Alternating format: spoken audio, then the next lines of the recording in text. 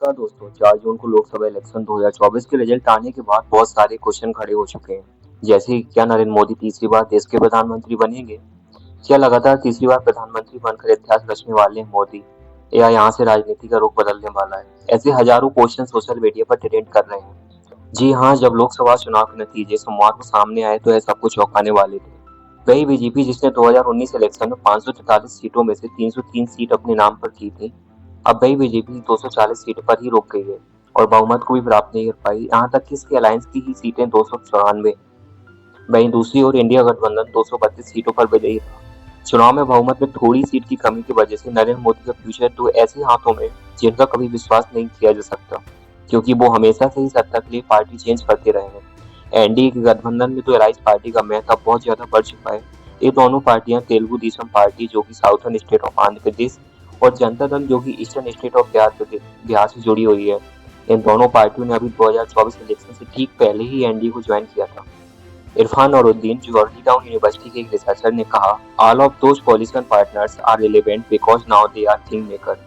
यानी Nitish Kumar chief minister of Bihar और N Chandrababu Naidu former chief minister of Andhra Pradesh king maker है, जो है डिसाइड करेंगे कि भारत में किसकी सरकार बनानी है, एनडीए या इंडिया। उनके बिना बीजेपी ना तो गवर्नमेंट बना सकती है और ना ही नरेंद्र मोदी का तीसरी बार प्रधानमंत्री बनने का सपना पूरा हो सकता है। तो पहले बात करते हैं फर्स्ट किंग मेकर बिहार के चीफ मिनिस्टर नीतीश कुमार की।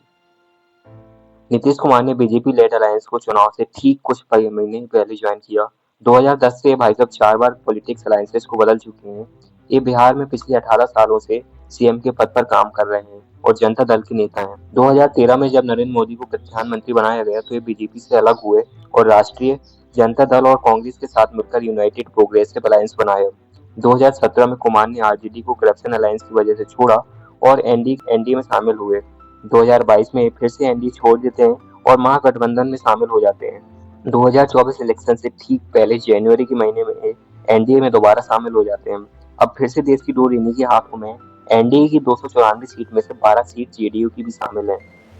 दूसरा किंग मेकर चंद्रबाबू नायडू है, जो काफी बार पार्टी चेंज कर चुके हैं। ये फॉर्मर सीएम ऑफ आंध्र प्रदेश हैं। इन्होंने बीजेपी को चुनाव में कुछ महीने पहले ही ज्वाइन किया और 16 सीट इनकी टीडीपी के रूप में मिली हुई है।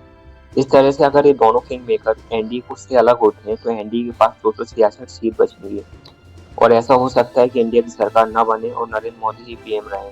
लेकिन अब अमित शाह गृह मंत्री के पद पर रह पाएंगे या नहीं, ये डिपेंड करता है पार्टी के ऊपर। लेकिन अब डिक्टेटरशिप खत्म होगी और अपोजिशन को अपनी बात रखने का पूरा हक होगा और उसे कराने का भी हक होगा। अब यहाँ से देश की कंडीशन, जुडिशरी, मीडिया आदि में इम्प्रूवमेंट होगा। जय हिंद।